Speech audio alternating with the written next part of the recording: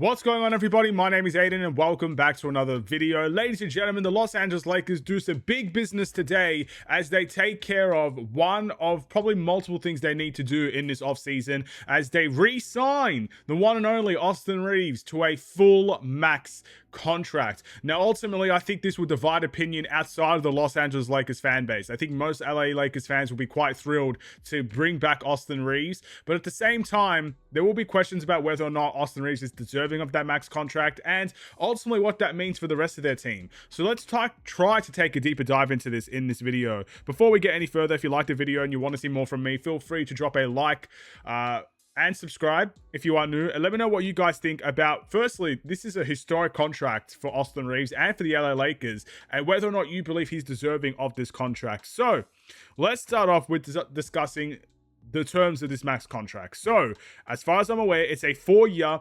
$185 million contract. If you break that down into a per annum sort of situation, it is $46.5 million per year.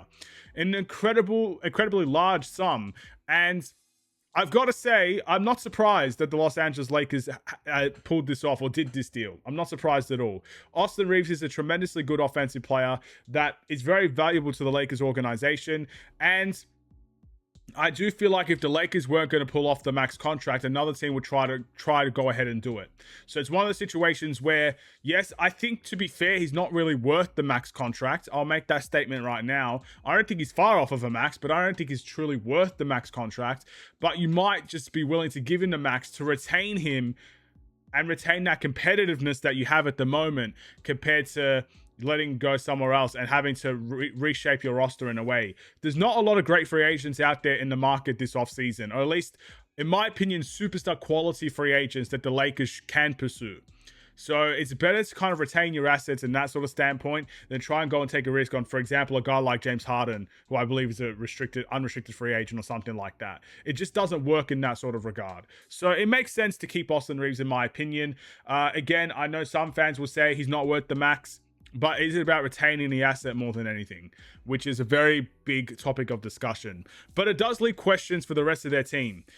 With this max contract signing, and of course, they signed Luka last season on a long-term deal, it does beg the question about what happens with the rest of their roster.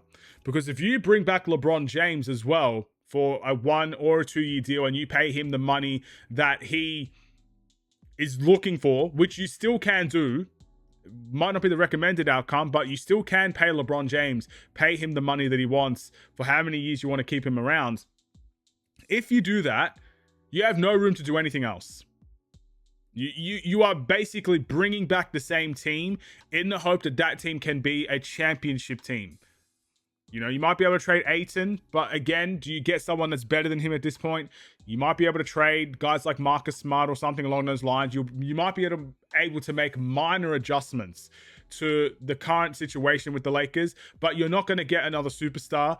That is the team you're rocking with. That's the groundbreaking team that you've got. So you need to weigh the difference about A, whether or not you are happy with that sort of team trying to compete for a championship, or B, do you decide maybe not to sign LeBron and go and spend that money on someone else? There is conversations about sign and trade. There is conversations about just not bringing him back in general and allowing LeBron to kind of go elsewhere for his last few years of his career.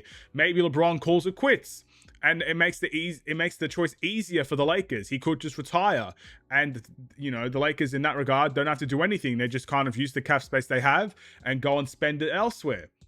The short amount of cap space they have. The good thing about keeping LeBron is that they have his bird rights. If you guys don't know what that is, essentially they can go above the salary cap now to retain him.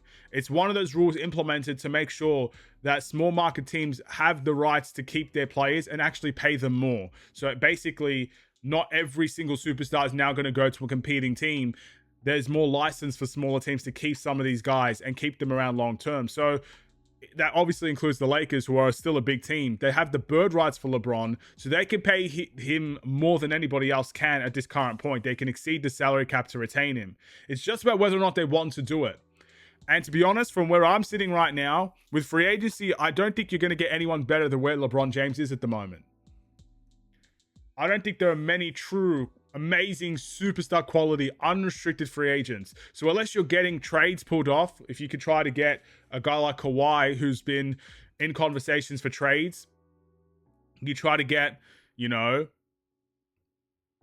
maybe try and get a Jalen Duren from Detroit. If you could try and lure him out of Detroit, something along those lines, you get a superstar quality that you can actually have worthwhile for a long-term plan. It might just be better to keep LeBron James if I was the Lakers at this current point. Keep LeBron James, essentially keep that team the same, which I don't think that team is contenders. I really don't. I didn't say it. I don't think they were contenders this season. I don't think they'll be contenders next season. They'll be within the top 4. They will have good performers, but as long as OKC and the Spurs are around, I just think they're the level below them. That's what I think about that current Lakers team. They're good, but they're not championship quality. So is keeping the team the same the right outcome? I don't know. That's a very difficult choice. Because to me, this Austin Reaves deal makes sense. You retain an asset. May not be worth the max, but better than letting him go for nothing or letting him go in a sign and trade where you don't get much value in return because of the contract he was on previously. So you keep the asset, you retain him, and you go again, essentially. That's their mindset. What an interesting turn of events. So yes, congratulations to Austin Reaves. I know I made this video a lot about LeBron James. It's not about LeBron James. This is about Austin Reaves. It's a very big contract, historic breaking contract, and he plays hard, man. He plays really hard, plays really good brand of basketball, offensively gifted and well-minded.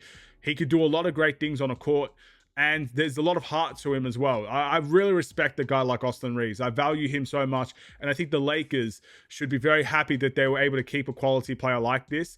But yes, his contract will ask questions about other players around that team. It's just the nature of the NBA and the business side of it. Because of this deal, it does put into question LeBron James or whether or not you keep or go in a different direction. Because if you keep LeBron James, you don't have much room to do anything else. So that's the question now. What can the Lakers do next after this max contract signing?